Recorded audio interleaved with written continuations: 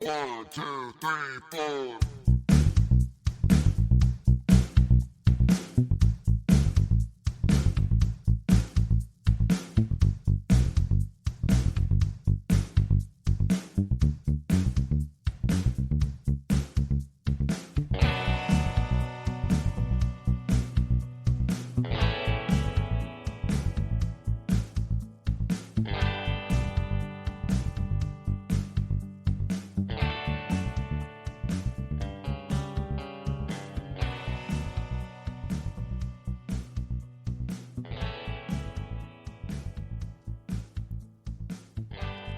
Welcome to the Recovery Chapel podcast, where we try to make our community a better place.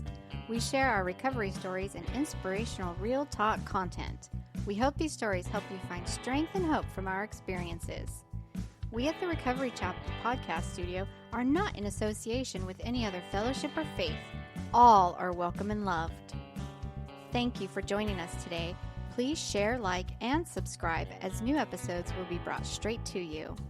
You can also keep up with us and get involved at www.therecoverychapel.com. Again, that's www.therecoverychapel.com. Help keep us on the air by going to our website and donating. Whether you help through monetary donations, volunteering your time as a guest on our podcast, or spreading our mission through sharing with others, thank you. We couldn't accomplish our goals without the help of sponsors and supporters like you. And here is your host, our recovery pastor, Ray. Hey, welcome to Recovery Chapel. I'm sitting here with two awesome people today, personal friends and just awesome people in recovery and awesome people in ministry within our community. Allie, hi, welcome. Hi, thank you for having me. Marc, glad to have you with us. Allie, just to let people know who you are, you have a year and 3 months of sobriety under your belt. Yesterday. Active in recovery. You work in recovery. Full time, 5 days a week, 40 hours, and then some. And then some on call, and then heavily involved in those ministries that we'll talk about in a minute. Marc, I've known you for a little over 2 years, man, and man, what a journey that's been. It has been really detrimental to me. Yeah, you've been there from the beginning. We go back, and that's a whole nother show. But you got a year and 11 months under your belt, and you're heavily involved in recovery and working with others. Definitely a member of our inner circle, leaning on each other and just kind of building each other up, encouragement every day. We're all there for each other, and we just build each other up. It's really awesome being able to go through a program and then move into a place to have brothers that you went through program with and that you can be uplifted on your down days, and just you be up on a day and they're down, you lift them up, and it's vice versa. When they're down, they lift you up. No, one meeting a week and a 40-hour work week job is just not gonna cut it. It's not cutting it. Yeah. And our hats are off to those that have succeeded, but yes. For us, we do a little more. So we'll just do a little bit of a recovery story. Marc, since we're talking, give me a little bit about how you were introduced to recovery, where it all started. So for me, personally, with my addiction, I'm an alcoholic and I have drugs in my story. But before all of that, I never thought recovery would be possible. I've been an alcoholic since I was 13 years old. I was a foster kid, so I grew up in and out of different foster homes and group homes. Got in trouble as a teen. Just normal life, I guess. Well, what I thought was normal. Got married out of high school and just lived life what I thought was right. 21 years of age, really, my alcoholism took off because I liked the effects of alcohol that it gave me. And at the age of 21, that's when my life started to spiral. In 2015, I ended up walking away from my children in my ex-marriage because of the simple fact of I couldn't give up alcohol. My addiction led me to doing what I knew was best because my older brothers, which was using drugs and just being that type of person that I see my older brothers be, but in reality, all it did was just tear me down, made me somebody that I'm not. For me to become homeless and just do some of the things that I did. It was insane. Being in a relationship and ended up getting to a really bad altercation and it ended up in jail over it. And I was only supposed to do 10 days in jail, but being that person that I thought I was ended up getting me 4 months added on. So I went from 10 days to 4 months. And during that time, I stayed sober, mainly because I don't want to have jailhouse pruno. I remember coming out with the thought, I got this. You know, I didn't need recovery because I was already covered. Had everything going for me. Got the good job back, had a good relationship back, had a promotion at work, and next thing I know, I'm in a bar. Celebrating that promotion. That led to a 3-day binge. And waking up after those 3 days, realizing I just quit this job that I just got promoted at. When that happened, the relationship that I was in went real south.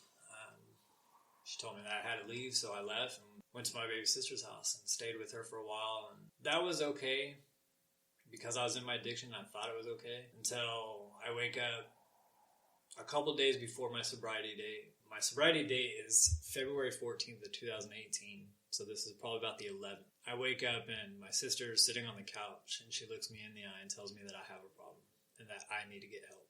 Now, I've had multiple people tell me that and it didn't faze me.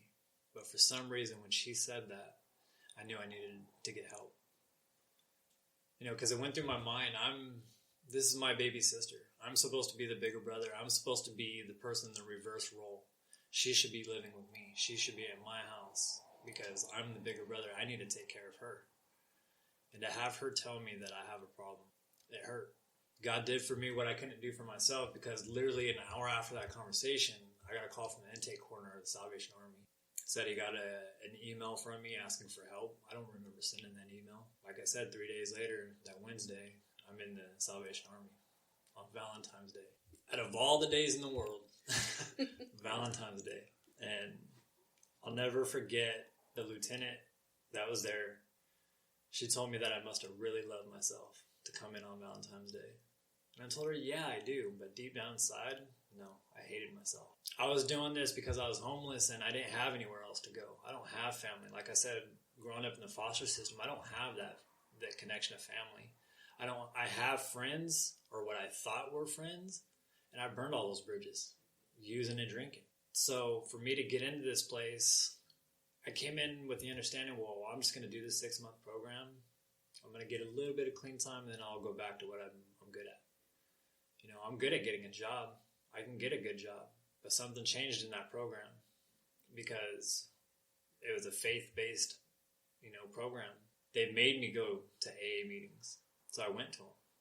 They made me get a sponsor. They made me work steps. And at the beginning of it, I didn't want to do all that. I was just doing it until getting down to that third step and literally getting on my knees with a guy that I barely know for a couple of months. And him saying this prayer and telling me that I got to say this prayer. And I'm like, well, if you're saying it, I guess I'll say it. But it's funny because there's power in those words. When you say a prayer, and even with me not wholeheartedly wanting it, I knew it was there because God showed up at that moment. I'll never forget I was in the chapel at the ARC and just they talk about a spiritual experience and have like a weight lifted off of you when I said that prayer. Going through steps, you'll have experiences like this. Saying that third step and doing that third step, I had one experience, but the biggest experience that I had was doing my fifth step. One, going into the 4-step and my first time I tried recovery, get into that 4-step, I realized, I'm not doing this, so I went out. But this time, I tried to put it off, and my sponsor was like, dude, just put pen to paper.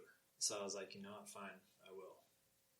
I can handle pain. It'll hurt for a couple minutes. I remember sitting down and doing my 5th step with him, and then him telling me to go home and think about it, pray to God for giving you that power. And when I got home, I realized there was a lot of stuff that I had talked about. One that I didn't write down, but 2 that I wrote down, and I had it in the back of my book that I wasn't going to tell him. And it's amazing how God works in those ways to get those out. And I remember praying and meditating thanking God for giving me the power to get that out there. I remember just having this overcoming feeling. My grandma passed away when I was younger, and anytime I got in trouble, she used to always have me tell me it was going to be okay. And sitting on my bed at the Salvation Army, in the quiet, I felt like I had my grandma sitting there holding me, telling me everything was going to be okay. And from that point on, my recovery has been there. You know, I've had my ups and downs, but we mentioned the guys that I live with. It's people like that I have in my small circle around me that on my days that I'm off, they recognize it. Even before I even say a word about it. You know, it's an accountability thing. You know, that's the biggest thing that we have in our recovery is being able to be accountable, not just to ourselves, but to those around us. We can't be afraid to walk into a place, and if we're not feeling right, people are going to notice that. And if they truly are about you, they're going to mention it. You know, and I'm grateful for that. Sobriety has brought me more than I could ever imagine. We'll get more into that here in a little bit.